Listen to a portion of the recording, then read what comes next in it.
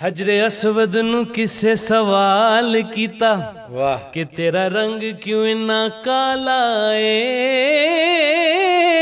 तेरे अंदर केरी खूबी है, तेनू हर कोई चुमन वाला है।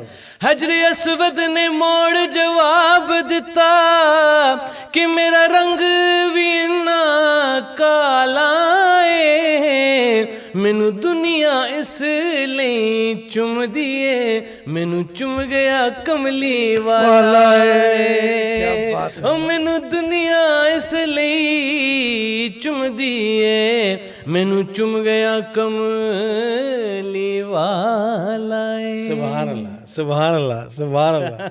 क्या